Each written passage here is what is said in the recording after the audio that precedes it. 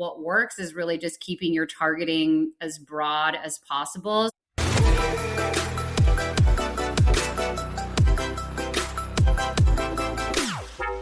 Welcome back, listeners and viewers, to another episode of Commerce Untold. Today I have Krista Karpan. Krista, welcome. How are you? Thank you. I'm good. How are you? Great, great. Krista, love the agency name, Milked Media. Tell us more about that. We get asked about that a lot, and there's really not a whole lot to it. Unfortunately, it's not, I guess it is kind of a good story, but yeah, me and my co-founder were, thinking of starting this business, and we had to come up with a name. And I don't know, I really feel we were on some sort of cereal kick at the time. I'm not kidding. Like, I don't know. We were just really into cereal. And so we were just brainstorming names. And I honestly think it was my sister who was there who mentioned Milked Media. And we just really liked the way that it sounded. And yeah, we looked it up on, for a domain, and looked it up for social handles, and everything was available. So we're like, all right, we're going to go with this. And then, yeah, in the early days, we did lean a little bit more into the like milk theme. Mm-hmm. I like saying milk the most of your media, but we eventually moved some cereal brands, right? Also in the mix. Yeah, I don't know. It's a weird origin story, but yeah, it took us about a couple of hours. We liked the way it sounded, and we rolled with it. Yeah, it's been quite a while, right? It's quite of a journey already. Yeah, for sure. Nice. So, Krista, before we dive into the details, and we have plenty of things to discuss today, all things, paid media and meta, and really exciting topics about retention, email marketing. I usually ask my guests about a personal story or something they're happy to share with us that most people are not aware of. So here is the questions to you. I'd love for you to share some unique things and some personal stories you can share with our audience. Yeah, I guess just a little more about me. I'm currently a mom to 4 boys, so a lot of boy energy up in this household. So yeah, business owner and mom, doing it all. It's a wild ride, but I do enjoy it. Yeah. Yeah, and I mean, go ahead. No, I mean, probably they're watching the World Cup now. I think we have like Argentina versus Egypt, right? So yeah, I'm pretty sure that game's on right now. I know. Yeah, I've been watching. I'm obviously, American, but my ancestry is Croatian, so I was rooting for Croatia, and that was a brutal loss. Yeah, it's a brutal loss. Yes. Sorry about that. Yeah. Okay, great, Krista. Thank you for sharing. And also, I mean, you say that most brands blame targeting or the algorithm, right? I heard a lot about you, right, saying that and writing about that. Maybe some product with the algorithm, maybe some problems with the algorithms, or the way messaging is being crafted. But most of your focus is around the creative, right? You say it has a major impact on success. What made you land on? Yeah, I mean, it's really just the way that Meta has turned. I mean, it really is focused on the creative, and that is going to be how you win the ad account. Back in the day, we used to be much more granular with our targeting, leaning into a lot of interest-based targeting or lookalike audiences. That simply just doesn't work anymore. We've, tried that, and it doesn't work. What works is really just keeping your targeting as broad as possible. Sometimes we'll narrow down by gender. So we'll do all female in the United States, or maybe we'll do female in an age range like 25 to 45. But that's pretty much it as far as targeting goes. We like to keep it super broad, and open targeting is preferred for your preference. Right. And really the creatives are going to be how you are targeting your audience. Like before, we would say maybe we want them interested in engagement rings or, fashion, or maybe we're targeting moms. Now we don't do that. We keep the targeting super broad, but we let the creative and the messaging in our creative essentially tell Meta who to serve this ad to. So if the messaging in the ad is, geared towards a mom audience or a Gen Z audience. That's how we're tailoring the creative to essentially unlock those different customer audiences. Yeah. So the creative it includes probably the video, the images, whatever, in variety of different flavors within a campaign. This tells, plus the messaging tells Meta who to target, right? So that's the new, I think, breakthrough, the new update, right? That this Pretty doesn't much. require that deep configuration around the audience. Yeah. And I mean, sometimes in rare cases, like for some of our clients who have more of a name in a certain area, we may see some location targeting work. But for the most part, really keeping that targeting super broad, leaning into your creative strategy is where you're going to see the better results. Yes. And how this is translates to CAC, I mean, and CPCs, because Meta, yeah, they're happy for any of those to get higher and higher to some extent that it still make you profitable and worthwhile to continue the campaign, right? So obviously you see different customer acquisition cost across the funnel, right, and across the different campaigns. And how do you control this? How do you measure? What decision do you make? Once you see those results. Yeah, I mean, the key metrics that we're typically looking at are going to be our cost per acquisition as well as the return on ad spend. We're also looking at spend, like how much is the spend is the ad getting? Typically, if Meta is allocating more spend, that means it's a winning ad, it's getting more traction. And subsequently, we also look at, purchase volume. We keep an eye on CPM as well as frequency to look at, creative fatigue. So yeah, those are kind of the key metrics we're looking at. But yeah, really how we're, controlling that, it really just does all come back to the creative strategy. And in the beginning, when we're working on a new account, it does go heavy into the testing to find really what creative is going to resonate with their audience. But once we kind of get those initial learnings, we're able to really kind of double down on what works and create iterations off of those top performers to essentially scale the account. Mm-hmm. So there are no any data you can use maybe from similar competitive companies or similar companies in the niche. I mean, you just go ahead and test variety of things and see what works. That's the methodology. Yeah, I mean, because we work with clients in similar industries, we definitely have a good idea of kind of what works within the fashion industry, what works within jewelry, what works within beauty. It definitely is a different strategy. So that gives us a good starting point of, okay, UGC creatives are typically going to resonate much stronger with a beauty brand. It's almost actually 100% necessary to have that in the mix. So we have a good idea of what works and kind of where to start. But I will say, even brands that you think are, similar might be able to share a similar strategy. Once you start testing, you will find some kind of unique outliers of what works specifically within their account. So it's always important to leverage, the data of historical performance, leverage what works within those industries, but always test at first because it is going to be slightly different from brand to brand. Yeah. And Krista, when you're referring to creative, you also includes the messaging, right? It's also for very sure. important. Yeah.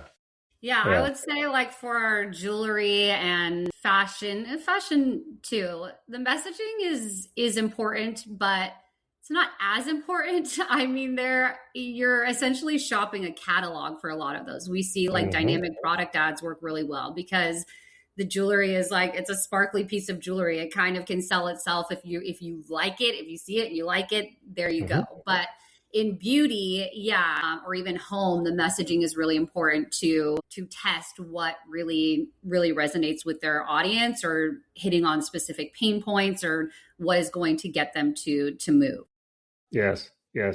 And what are some of the insights that you can share with us in terms of creatives that are working better, like in the jewelry, and the fashion, the beauty, some of those categories that you are active at? Yeah, it's funny because, obviously video is, you hear a lot about video and video creatives, and yes, we do a lot of different types of video creative, but we recently just like kind of looked at creatives across all of our clients' accounts. And the funny thing is the static image still a top performer in a lot of our clients' accounts. So Really? I would Wow. say, don't sleep on the static image. It can definitely work. We see that work really well in our fashion clients' accounts. And yeah, we'll play with very simple messaging like featuring the brand name or featuring the brand name plus new arrivals, what is Hmm. going to perform better. But it's a pretty simple strategy there.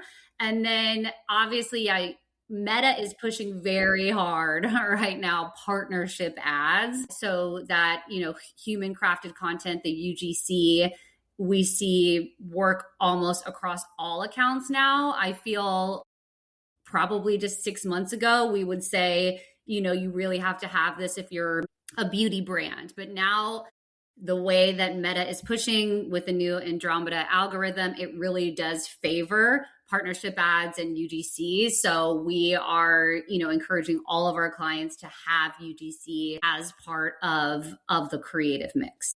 Yes, yes, and that was announced, I think, last Shop Talk, and this is already available within the Meta environment, like kind of a marketplace where you can find and source those creators, right? Mm-hmm. Yeah, Yeah. yeah, and Yeah, then we have a you handful we go- work with, but we haven't really gotten into that. But yes, they have really gone all in on building out yes, that creative they're marketplace and making it easier. trying to build something similar to TikTok Shop on that sense, right? Just to having the ability to reach out to affiliates and to create some partnerships. And then the ads goes like a whitelist, right? So you whitelist the ads through the UGC or through the creators itself. Right. And so Meta has a, kind of dynamic function to where you can run the ad one of three ways, and we'll typically allow Meta to make that decision. So you can choose for Meta to run the ad from the brand name, from the creator's name, or from both of their names. If you've seen that on Hmm. Instagram where it says the brand Yes, name and the creator name. So we give Meta nice. leeway there. We say, you decide which is going to, give the highest conversion based on the individual. Yeah, yeah, interesting. So how do you know? I mean, when you audit an account or when you're launching a campaign, how do you know that it's a creative issue or it's maybe a targeting issue or some other, I don't know, pricing issues? I mean, it's more complex than just the creative messaging and right? How Yeah, do I you think it's figure out I think it's pretty obvious when you're first looking at an account if it's like a campaign structural or audience issue, that's Mhm. going to stand out pretty much immediately. Like you're not following best practices here. So we can spot that pretty quickly. And that's a pretty low hanging fruit. If it's a simple, account restructuring, if they have too much going on, if they're spreading their budget too thin across too many campaigns, strong believer in account consolidation, less is more with the campaigns. So that one, typically stands out pretty easily. From there, looking at the creative, we can also tend to see, based on historical data, where they have received some traction, what they've tested, what has worked and what hasn't. And that kind of can guide our initial creative strategy there. I would say offer or pricing or product market fit are a harder tell, and those kind of come over Yeah. time once you've been able to dig into the account, if you've restructured the campaigns, if you're testing creatives and you're like, okay, this still isn't working. This is a deeper problem. We have to take a look at the product. But another thing I'll say, which we can identify too, is if there's an issue with the site, if there's an issue with the landing page of where they're driving traffic to. If we're seeing strong engagement with an ad, we're seeing strong click-through rate, we're seeing strong video engagement, but then the conversion rate is low. All right, there's something off with your site, or simply just the landing page that we're directing them to. Let's try directing to the homepage versus the product page, or vice versa. Yeah. And in your scope of services that you usually provide, that CRO focus, we talked before about influencers. It's another right, type of service. Where are you in terms of this scope of work? What are the services that you provide as part of your engagements? Yeah, so we do everything within Meta Ads, Google Ads. We handle everything there. Something we do for all of our clients. We are not web developers, so we don't handle anything on site, but we will do a website audit for all of our new clients. It's very important. We're a small piece of the puzzle. If we're recommending you're spending all this money to drive traffic to your site, we want to make sure that site is set up for conversion. So we'll take a look at Yes. your homepage, your product page, your collection page, and just make some recommendations there to help drive more conversions. Yes. Yes. Yeah, makes sense. Makes sense. And in terms of like if it's a new launch, whether an existing brand with a new product line or a new brand that you're launching right now, is it, how do you structure the ads? I mean, because some of them are targeting more brand awareness, top of funnel, let's say. Some of them are targeting, bottom of funnel with conversions. How do you usually, craft a strategy for new launch? Yeah, most of our clients, partnering with us, their goal is online sales. It is to increase those online sales. So Hmm. by default, the majority of our clients' accounts are going to be have the objective of sales. All the campaigns are set up with the sales objective. We may do a small portion of budget to a traffic campaign. For that, we always optimize that campaign for landing page views instead of just link clicks. We have seen it time and time again with a traffic campaign. It ends up driving trash traffic to the site, and then it ends up affecting our conversion rates. So, conversely, with our sales campaigns where we will target super broad, if we are going to run a traffic campaign, we do try to make that targeting a little bit more focused, and we'll typically do a 1% lookalike of existing purchasers. We Hmm. found keeping that super broad or optimizing for link clicks drives a lot of unqualified traffic. So we try to tighten that up a little bit, do the 1% lookalike, optimize for landing page views. So people who are more likely to actually spend time on the site. And we find that that helps to drive more quality traffic. But yeah, for the most part, we are optimizing all of the campaigns for a sales objective. It wouldn't be until a client is spending a significant amount that we would actually recommend doing more brand awareness campaigns. Honestly, when you are, starting out, when you have, bottom line goals to meet, you really want to structure your account for the result that you want, which is Hmm. those online sales. Find the people most likely to convert. Yes. Yes. Yeah. Yeah. I mean, it's very, very important, obviously. And yeah, I love that you share that because we know that, I mean, there are a lot of things needs to be in place and set up correctly for this campaign to work, right? We talked about the website, conversion optimization, but I hear a lot about the need to create to write some organic content like blogs and maybe create some organic content on the social accounts as well.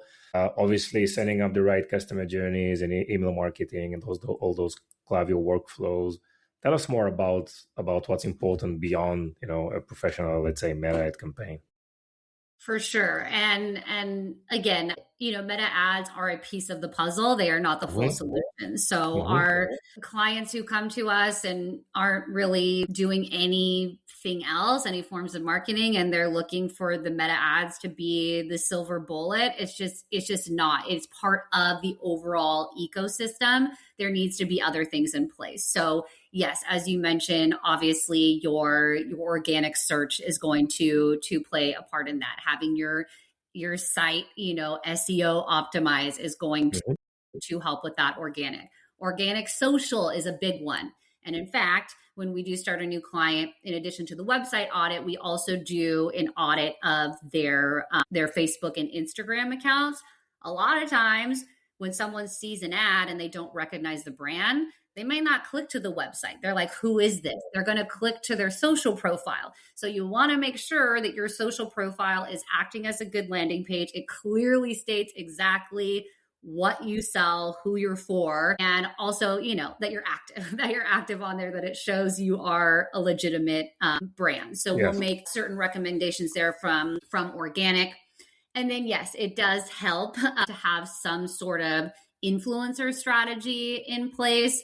Influencers are really good at getting the word out there. They're really good with the reach component. Obviously, they help with sales, but having some sort of influencer engagement in place helps to also drive traffic to the site. And then we have our ads in place to help convert that traffic and bring them back to the site. And of course, our other main service, which is a big part, would be the email marketing. There are some products where they may be impulse buys and someone may buy the first time with clicking an ad, but most times they don't. And we work with a lot of higher end items, high AOV items in the fine jewelry space or luxury space. They're most certainly not going to buy a $5,000 ring on one click. So really the ads are what is introducing them. Discovery. Email is going to nurture them into that purchase over time. And how do you find their email? Maybe let's say they are converted to the PDP, and then there is some kind of a pop-up with some incentive, and then you get their emails and you move from there. Yeah, for sure. So that's kind of, the basics of what we recommend is definitely making sure that you have optimized sign-up units in place with signups optimized for both desktop and mobile. And then we always recommend an exit intent form to help capture users who are about to exit the page. Yes. That you definitely want to have dialed in. That there's a lot of things you can test with the sign up units, but I do think one of the biggest ones is going to be the offer. Consumers typically aren't going to give up their email address for free. They're expecting something in return. So playing with different offers there can help drive up that conversion. Yeah. What would be an ideal, realistic conversion rate, let's say, from clicking on an ad, landing on a PDP or a landing page, add to cart, checkout? What are the ratios that you see right now working in the industry? Yeah, let's see. I can look up our 2026 aggregate performance across all of our clients' accounts. So yeah, on average on Meta, we see about a 4% conversion rate. Google is about a 4.8 conversion rate. Google's definitely a little bit more bottom of funnel. Yeah. Where Meta is a little bit more top of funnel. But yeah, that's typically what we're seeing. Got it. Yeah. Great. So, Krista, you also won a Performance Campaign of the Year, right? We did. Wow. Tell us more about that.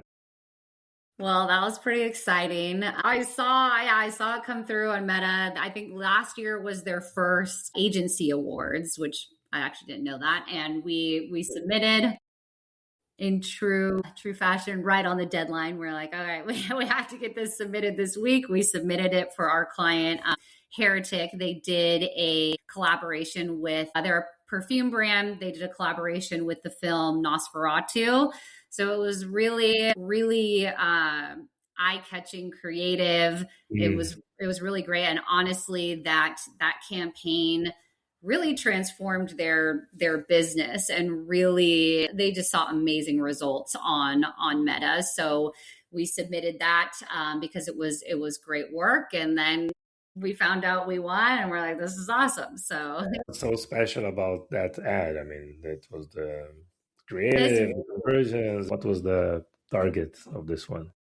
I mean, it's definitely the creative really is what sold this. The film Nosferatu, it's definitely, it's creepy, scary vampire. So we leaned into that with the creative, and they tend to have kind of a more, gothic or alternative audience. And I think the creative along with the film just really resonated with that audience, and Meta's algorithm saw that, and it was able to really effectively scale those ads to that audience. And we just saw really strong results, but it all came back to the creative. That really is what sold the success of the campaign. Oh, this is great. Congratulations. Thank you.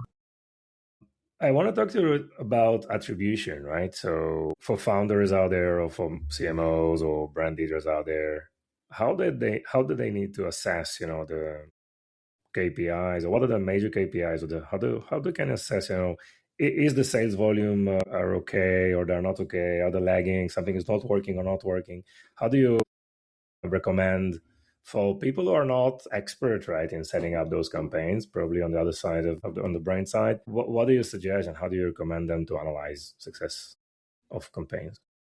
Attribution, that is always the fun one because basically every campaign is, or every platform is going to try to take credit for the sale. So if Sure. I click on a meta ad and then I, leave the site and then I'm served a Google ad and then I click on that and then I sign up for email and then I get an email a day later and then I click on that and then I purchase through the email within a 7-day period, Yeah. all three of those platforms are going to take credit for the Yeah. sale. So next thing I know, I have Meta reporting this number, Google reporting this number, and Klaviyo reporting this number, and it's inflated because they're all taking credit for the sale. Do I think they should all get credit for the sale because they all played a part in the transaction? I do. However, it's trying to kind of decipher where that traction is actually coming from. So there's a couple of things you can do.